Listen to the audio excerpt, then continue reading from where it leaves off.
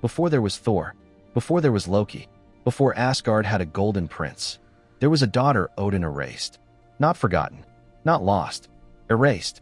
Her name was Hela, and if the All-Father hadn't buried her, Asgard might never have fallen. Because Hela was not born a villain, she was made one. In the oldest Norse sources, the Poetic Edda and Prose Edda, Hela appears as Hel, daughter of Loki and the giantess Angrboda. Her siblings? The world serpent Jörmungandr, and the wolf destined to kill Odin, Fenrir, a family prophecy of doom. But here's what most people miss. Hel was not born ruling the dead. She was cast into it. When the gods learned of Loki's children, they didn't wait for crimes. They acted on fear. Odin tore the siblings apart. Jörmungandr, thrown into the sea. Fenrir, bound in chains forged by deceit. And Hel, banished to the coldest realm of existence, Niflheim. Imagine that. You are a child. Your crime? A prophecy. No trial. No choice. No mercy. Odin didn't kill her. He gave her a throne in darkness. In Niflheim, Hel was given dominion over those who did not die gloriously in battle. Warriors went to Valhalla, but everyone else, they came to her. The sick, the old, the forgotten. Hel ruled over them all. Her realm was not fire and screaming demons. It was cold, silent, inevitable. Her hall was called Lujnir. Her plate? Hunger. Her bed? Sickbed. Everything about her kingdom reflected reality. Death is not glorious. It is quiet. And Hel understood that better than the gods of war ever could. Here's the controversial truth. Hel did not invade Asgard. She did not scheme against the gods. She did not rebel. She simply ruled the dead. Efficiently, coldly, unapologetically. Unlike Odin, who sought war and conquest, Hel never expanded her realm by force. People came to her naturally. Every single day. That makes her power terrifying, because it never stops growing. Then came the moment that changed everything. Baldur, the shining, beloved son of Odin, began dreaming of death. After Loki orchestrated his death through deception, Baldur's soul fell to Hel. Odin begged. The gods pleaded. Herma rode to Hel's realm and offered ransom.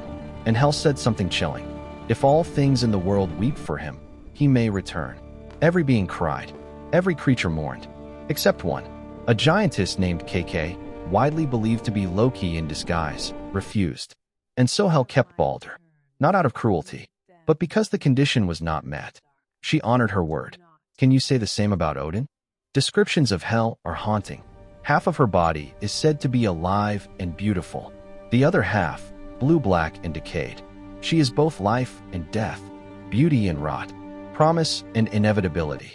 She represents the truth we try to ignore. Death is not separate from life. It is half of it. That duality makes her one of the most philosophically powerful figures in Norse mythology. She is not chaos. She is balance. At Ragnarok, the prophesied end, Hel does not charge into battle swinging weapons. She sends an army. The dead. Her forces sail on Naglfar, the ship made of dead men's nails. While Odin fights Fenrir, while Thor battles Jörmungandr, Hel unleashes what she has quietly gathered for centuries. The forgotten, the ordinary, the ones Odin dismissed. And in that final war, Asgard falls. Not just to monsters, but to consequences.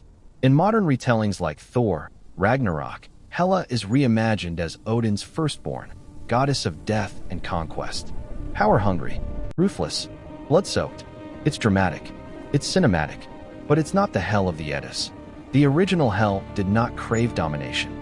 She embodied inevitability. And that difference changes everything. Because conquest can be defeated. Inevitability cannot. Hel's childhood was shaped by fear. Her adulthood was shaped by exile. Her legacy was shaped by prophecy. But nowhere in the myths does she beg for power. Nowhere does she seek revenge before Ragnarok. She simply rules what she was given. The gods feared what she might become, so they forced her into becoming it. That is the tragedy of Hel. If Odin had embraced her, if he had not separated the siblings, if he had trusted fate instead of fighting it, would Ragnarok still have happened? Or did Odin create the very doom he tried to prevent? Hel was not chaos. She was consequence.